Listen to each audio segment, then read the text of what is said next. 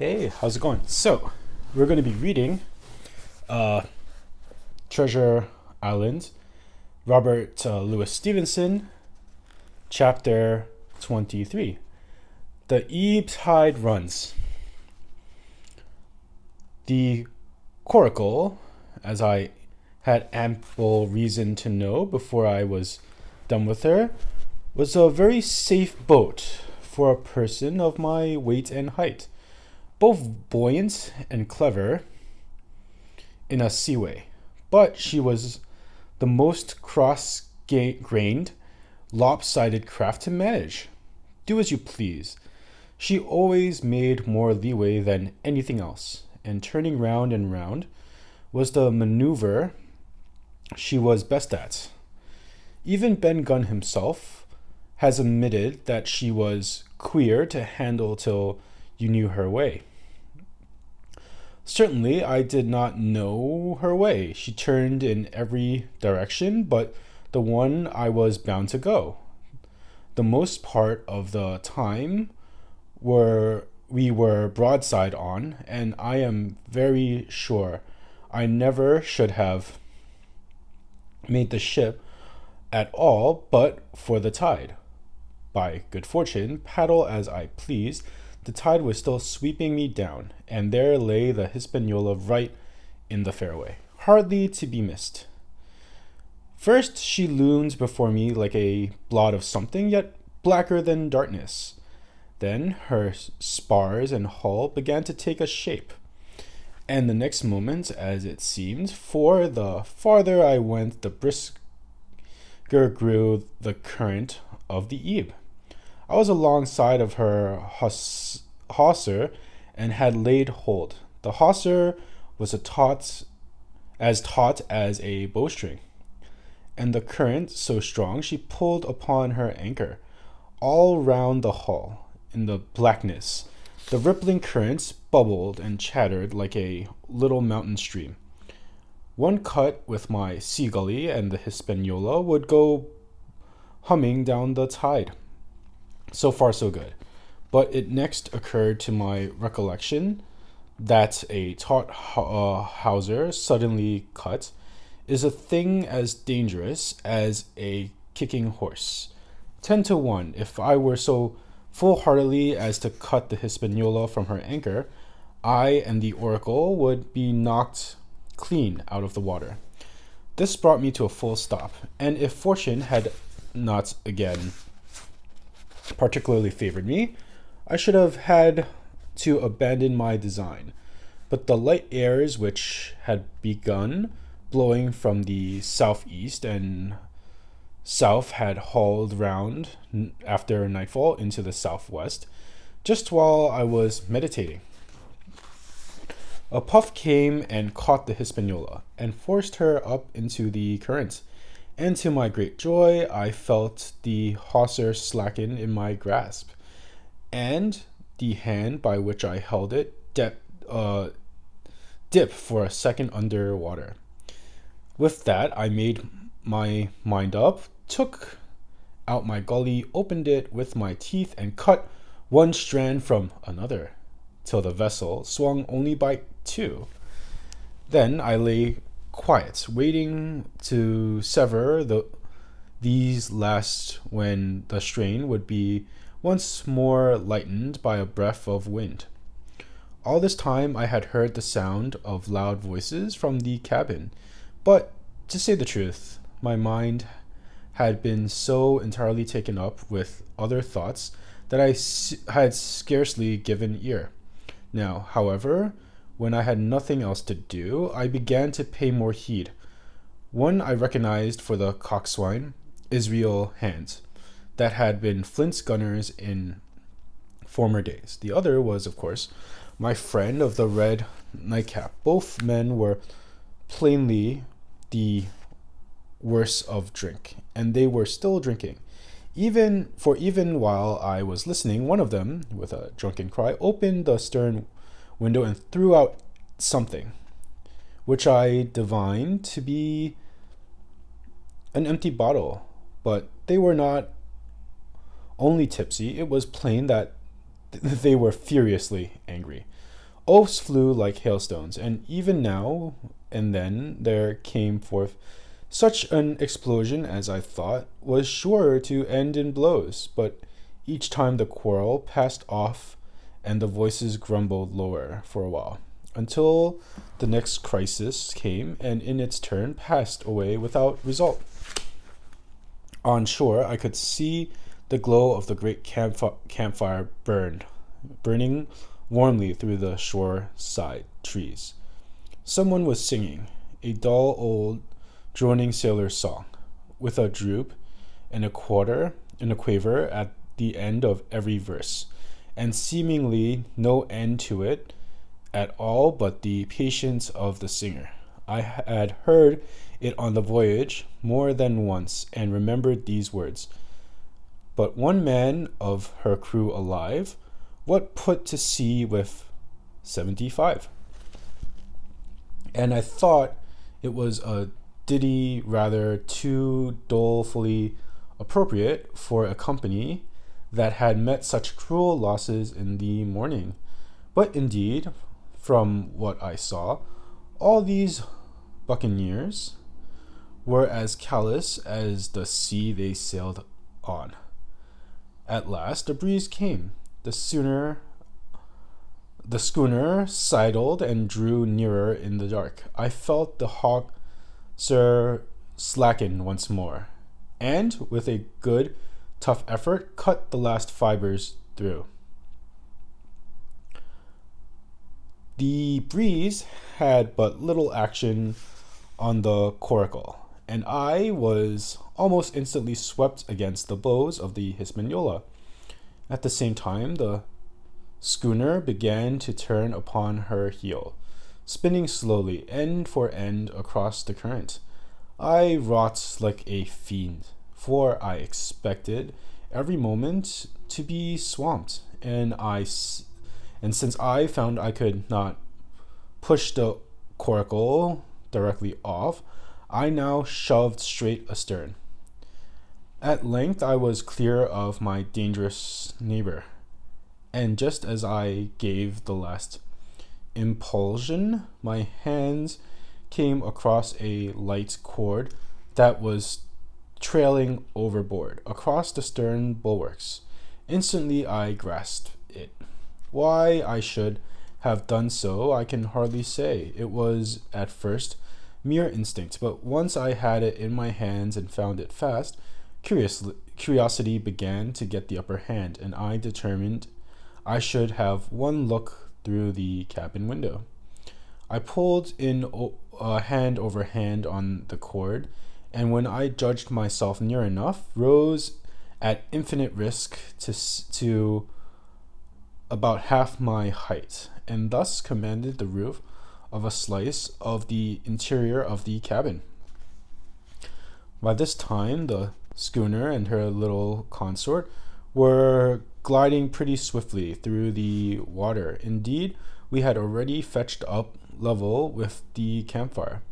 The ship was talking, as sailors say, loudly treading the innumerable ripples with an incessant weltering splash, and until I got my eye above the windowsill, I could not comprehend why the watchman had taken no alarm.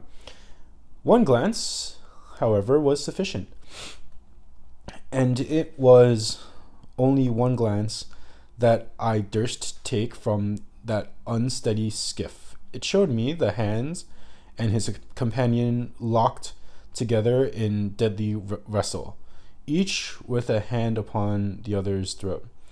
I dropped upon the thwart again, none too soon, for I was near overboard. I could see nothing for the moment but these two furious, encrimsoned faces swaying together under the smoky lamp, and I shut my eyes to let them grow once more familiar with the darkness. The endless ballad had come to an end at last, and the whole diminished company about the campfire had broken into the chorus I had heard so often. 15 men on a dead man's chest, yo ho ho, and a bottle of rum. Drink, and the devil had done for the rest. Yo ho ho and a bottle of rum. And I was thinking how busy drink and the devil were at the very moment in the cabin of the Hispaniola, when I was surprised by a sudden lurch of the Coracle. At the same moment, she yawned sharply and seemed to change her course. The speed, in the meantime, had strangely increased. I opened my eyes at once. All round me were little ripples, combing over with a sharp, bristling sound and slightly phosphorescent. The Hispaniola herself, a few yards in whose wake I was still being whirled along, seemed to stagger in her course, and I saw her spars toss a little against the blackness of the night. Nay, as I looked longer, I made sure she was wheeling to the southward. I glanced over my shoulder, and my heart jumped against my ribs. There, right before me, was the glow of the campfire. The current had turned at right angles, sweeping round along with it the tall schooner and the little dancing coracle, ever quickening, ever bubbling higher, ever muttering louder.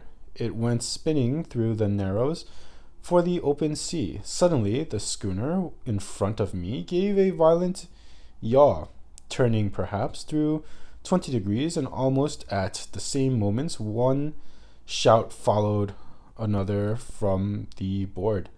I could hear feet pounding on the companion ladder, and I knew that the two drunkards had at last been interrupted in their quarrel and awakened to a sense of their disaster. I lay down flat in the bottom of that wretched skiff and devoutly recommended my spirit to its maker. At the end of the straits, I made sure we must fall into some bar of raging, breaking breakers, where all my troubles would be ended speedily. And though I could perhaps bear to die, I could not bear to look upon my fate as it approached.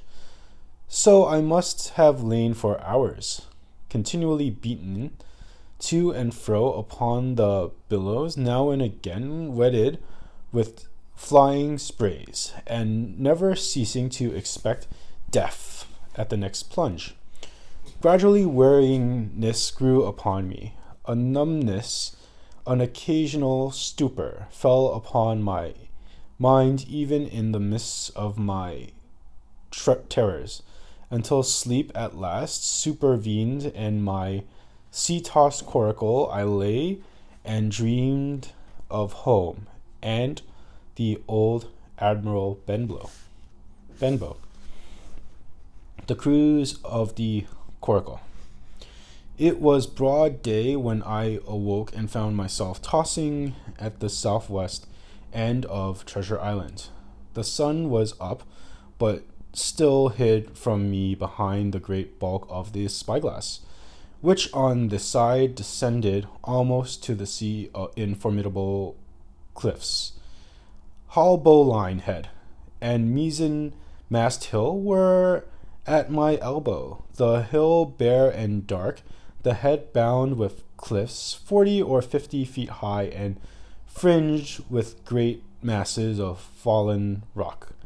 I was scarce a quarter of a mile to seaward, and it was my first thought to paddle in the land.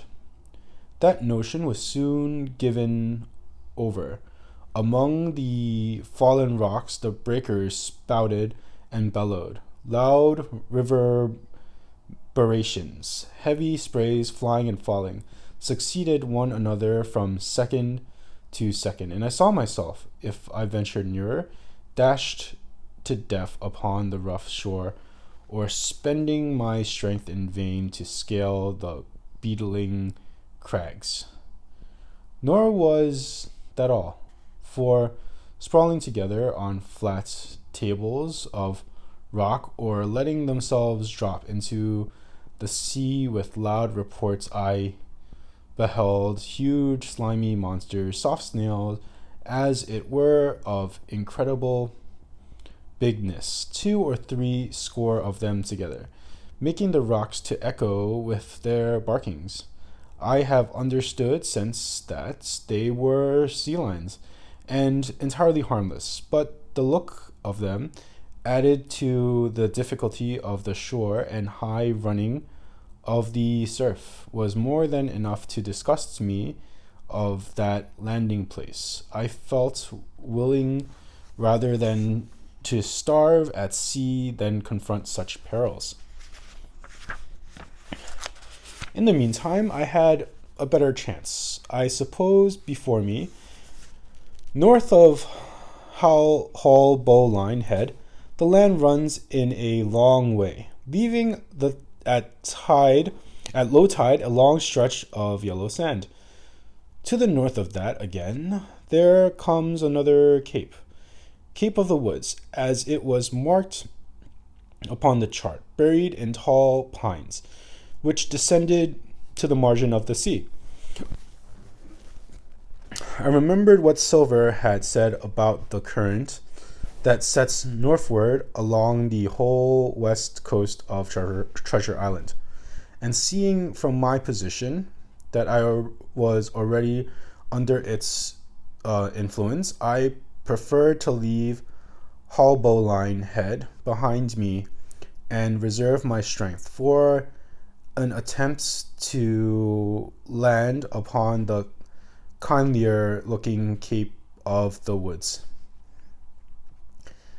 There was a great smooth swell upon the sea, the wind blowing steady and gentle from the south. There was no contrariety between that and the current, and the billows rose and fell unbroken.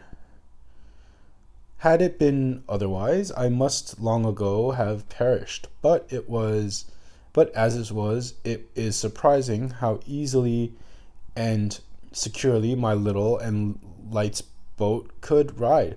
Often, as I still lay at the bottom and kept no more than an eye above the gunwale, I would see a big blue summit heaving above me. Yet the Coracle would but bounce a little, dance as if on springs, and subside on the other side into the through as lightly as a bird. I began, after a little, to grow very bold and sat up to try my skill at paddling. But even a small change in the disposition of the weight will produce violent changes in the behavior of a coracle. And I had hardly moved before the boat, giving up at once her gentle dancing movements, ran straight down a slope of water so steep that it made me giddy, and struck her nose with a spout of spray deep into the side of the next wave. I was drenched and terrified, and fell instantly back into my old position, whereupon the coracle seemed to find her head again and led me as softly as before among the billows. It was plain she would not be interfered with, and at that rate, since I could in no way influence her course, what hope had I left of reaching land? I began to be horribly frightened, but I kept my head. For all that, first moving with all care, I gradually bailed out the coracle with my sea cap. Then, getting my eye once more above the gunwale, I set myself to study how it was she managed to slip so quietly through the rollers. I found each wave, instead of the big, smooth, glossy mountain it looks from shore or from a vessel's deck, was for all the world like any range of hills on the dry land, full of peaks and smooth places and valleys. the Coracle, left to herself, turning from side to side, threaded, so to speak, her way through these lower parts and avoided the steep slopes and higher, toppling summits of the wave. Well, now, thought I to myself, it was plain I must lie where I am and not disturb the balance, but it is plain also that I can put the paddle over the side and from time to time in smooth places give her a shove or two towards land. No sooner thought upon than done. There I lay on my elbows in the most trying attitude, and every now and again gave a weak stroke or two to turn her head to shore. It was very tiring and slow work, yet I did visibly gain ground. And as we drew near the Cape of the Woods, though I saw I must infallibly miss that point, I had still made some 100 yards of easting.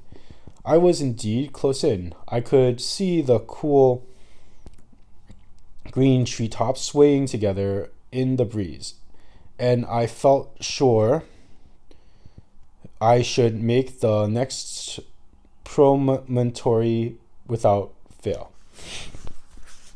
It was high time, for now I began to be tortured with thirst. The glow of the sun from above, its thousandfold reflection from the waves, the sea water that fell and dried upon me, caking my lips with salt, combined to make my throat burn and my brain ache. The sight of the trees so near at hand had almost made me sick with longing. But the current had soon carried me past the point, and as the next reach of sea opened out, I beheld a sight that changed the nature of my thoughts. Right in front of me, not half a mile away, I beheld the Hispaniola under sail. I made sure, of course, that I should be taken, but I was so distressed for want of water that I scarce knew whether to be glad or sorry at the thought. And long before I had come to the conclusion, surprise had taken entire possession of my mind, and I could do nothing but stare and wonder.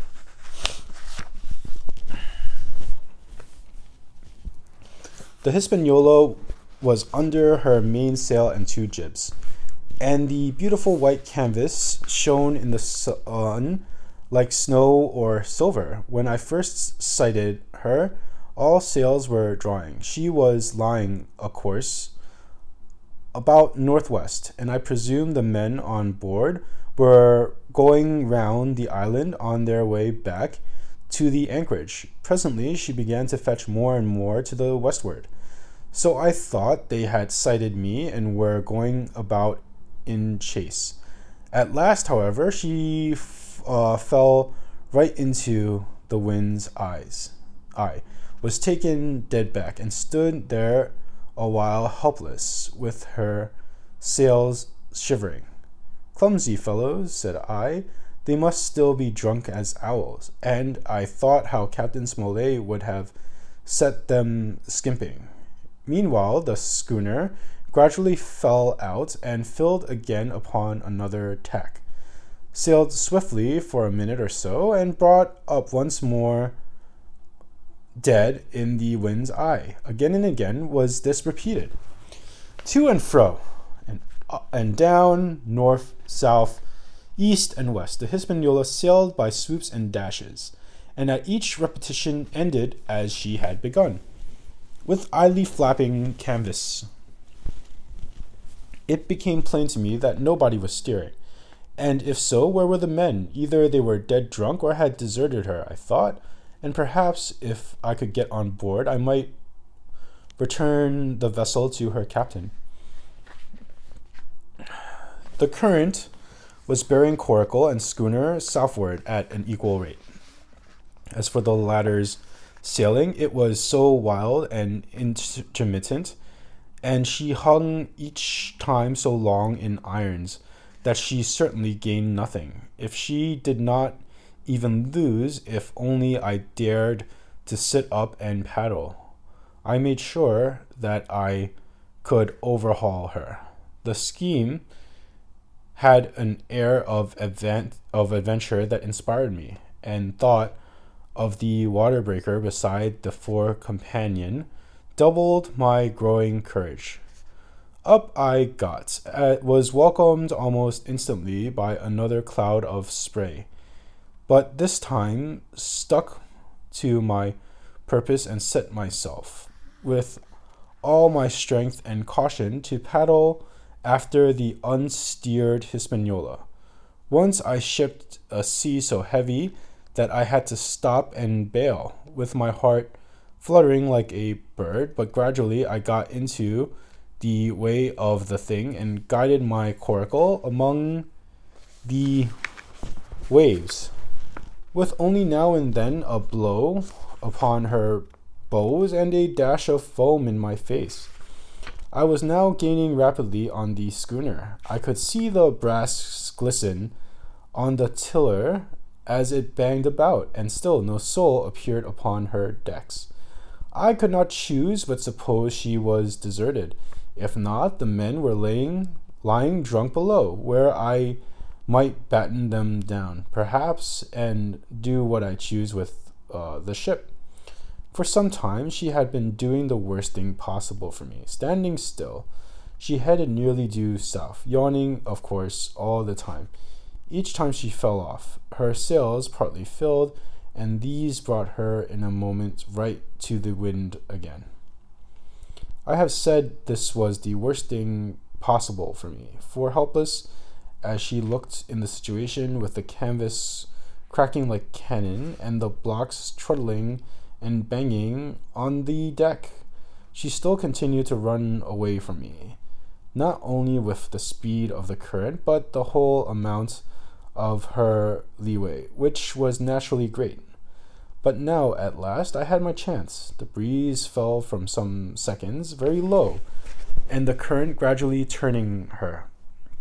The Hispaniola revolved slowly round her center, and and at last presented me with her stern, with the cabin window still gaping open, and the lamp over the table still burning on into the day. The mainsail hung drooped like a banner. She was stock still, but for the moment. For the last little while I had even lost, but now, redoubling my efforts, I began once more to overhaul the chase. I was not 100 yards from her when the wind came again in a clap. She filled on the port back and was off again, stooping and skimming like a swallow. My first impulse was one of despair, but the second was towards joy. Round she came till she was broadside on to me, round till she had converted a half, and then 2/3, and then 3/4 of the distance that separated us. I could see the waves boiling white under the foothold. Immensely tall, she looked to me from my low station in the Coracle, and then of a sudden I began to comprehend. I had scarce time to think, scarce time to act and save myself. I was on the summit of one swell when the schooner came stooping over the next.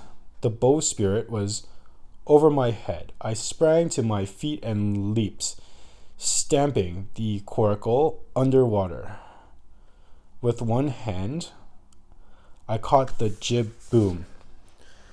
While my feet was lodged between the stay and the brace, and as I still clung there, panting, a dull blow told me that the schooner had charged down upon and struck the Coracle, and that I was left without retreat on the Hispaniola.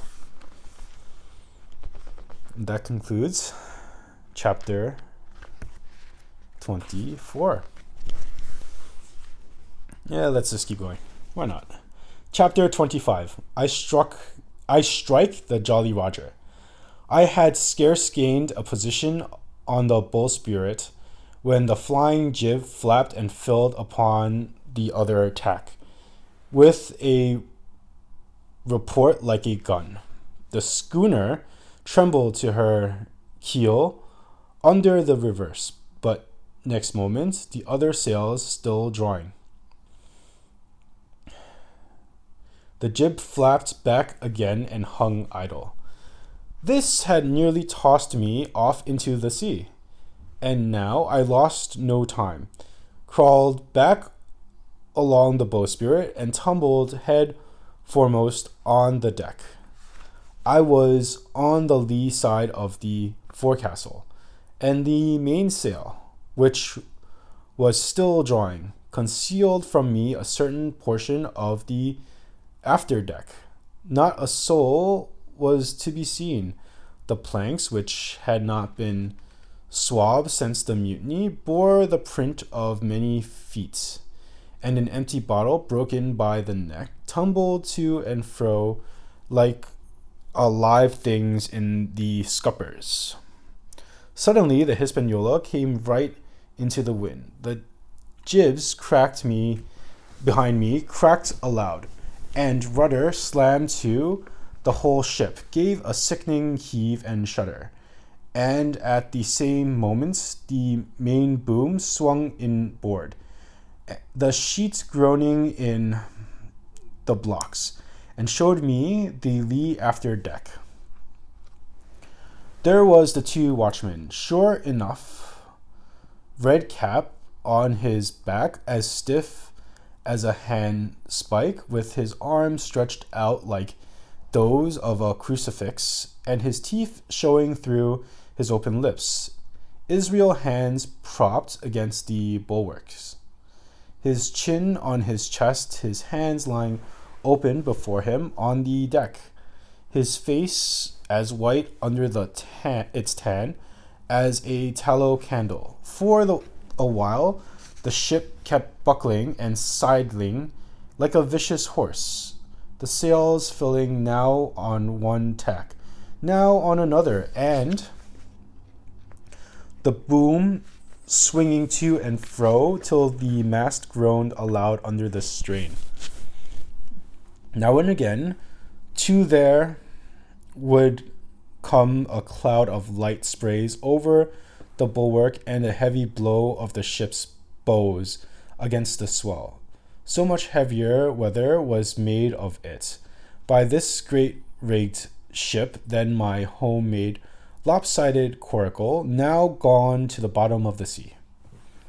At every jump of the schooner, Red Cap slipped to and fro, but what was ghastly to behold, neither his attitude nor his fixed teeth disclosing grin was any way disturbed by this rough usage.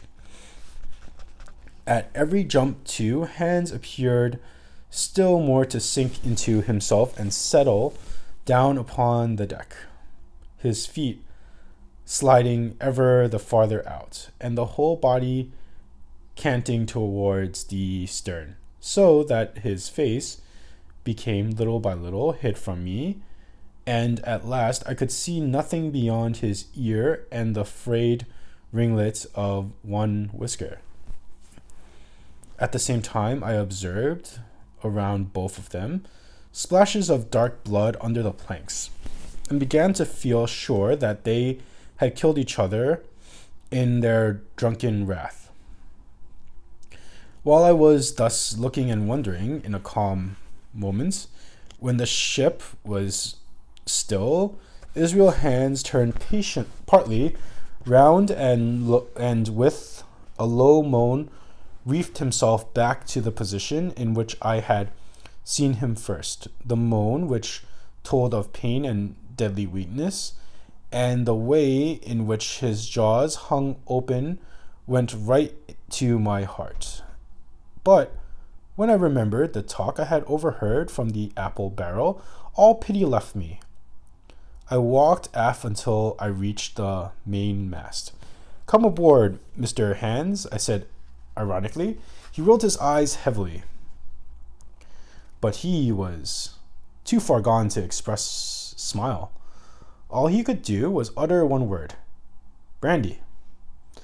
It occurred to me there was no time to lose, and dodging the boom as it once more lurched across the deck, I slipped aft and down the companion stairs into the cabin.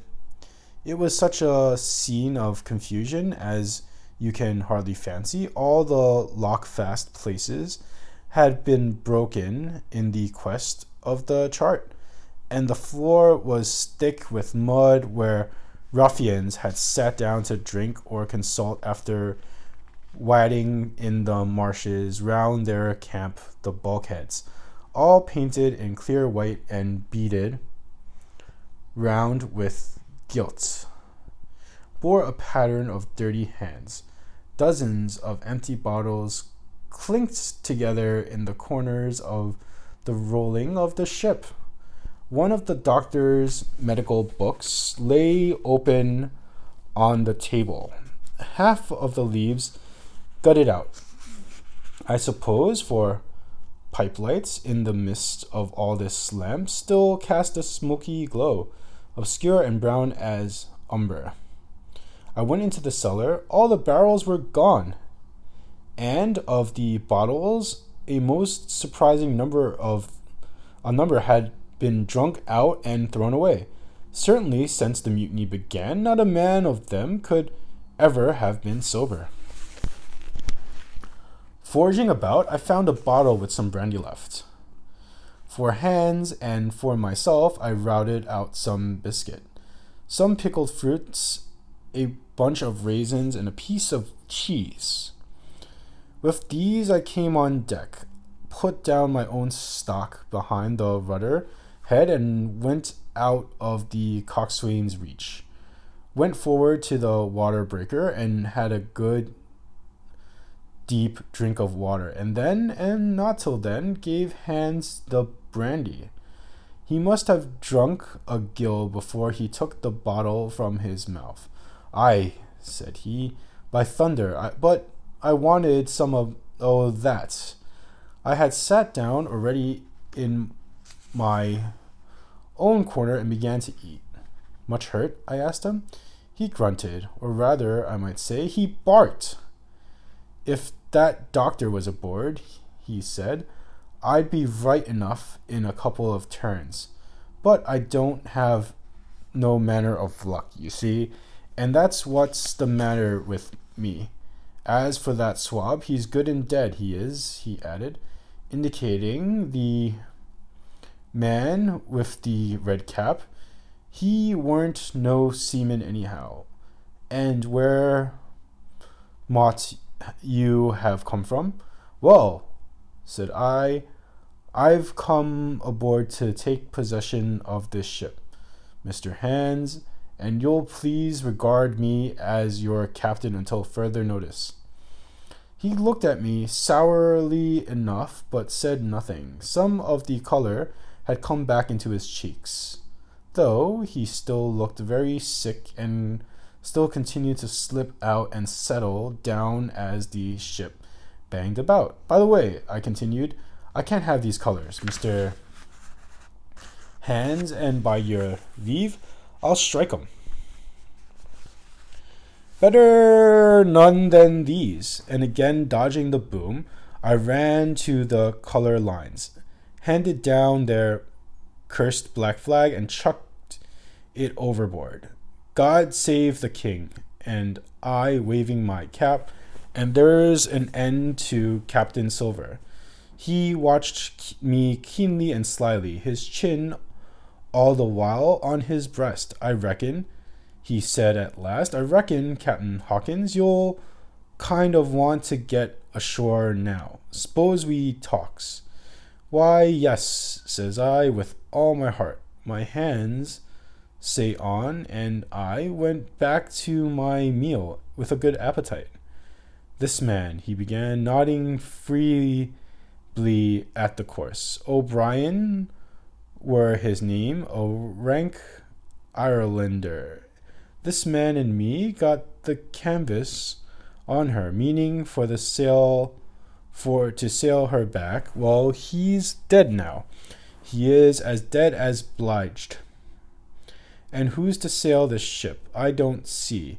Without I gives you a hint, you ain't that man. As far as I can tell, now look here. You give me food and drink and old scarf or ankerchief to tie my wound up. You do, and I'll tell you how to sail her. And that's about square all round, I take it. I'll tell you one thing, says I. I'm not going back to Captain Kidd's anchorage. I mean to get into the North Inlet and beach her quietly there. To be sure you did, he cried. Why, I ain't sick an infernal lubber after all. I can see, can't I? I tried my fling. I have, and I've lost. And it's you has the wind of me. North Inlet, why? I haven't no choice, not I. I'd help you sail her up to Execution Dock. By thunder, so I would. Well, as it seemed to me, there was some sense in this. We struck our bargain on the spot. In 3 minutes, I had the Hispaniola sailing easily before the wind along the coast of Treasure Island, with good hopes of turning the northern point ere noon and beating down again as far as North Inlet before high water, when we might beach her safely and wait till the subsiding tide permitted us to land. Then I lashed the tiller and went below to my own chest, where I got a soft silk handkerchief of my mother's. With this, and with my aid, hands bound up the great bleeding stab he had received in the thigh, and after he had eaten a little and had a swallow or two more of the brandy, he began to pick up visibly, sat straighter up, spoke louder and clearer, and looked in every way another man. The breeze served us admirably. We skimmed before it like a bird, the coast of the island flashing by and the voice changing every minute. Soon we were past the high lands and bowling beside low sandy country, sparsely dotted with dwarf pines, and soon we were beyond that again and had turned the corner of the rocky hill that ends the island on the north. I was greatly elated with my new command, and pleased with the bright, sunny weather and all these different prospects of the coast. I had now plenty of water and good things to eat, and my conscience, which had smitten me hard for my desertion, was quieted by the great conquest I had made.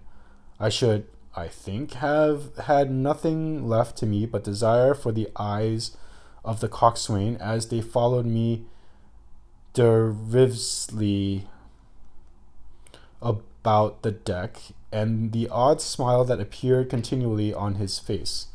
It was a smile that had in it something both of pain and weakness, a haggard old man's smile, but there was, besides that, a grain of derision, a shadow of treachery in his expression as he craftily watched me at my work. And that concludes chapter 25.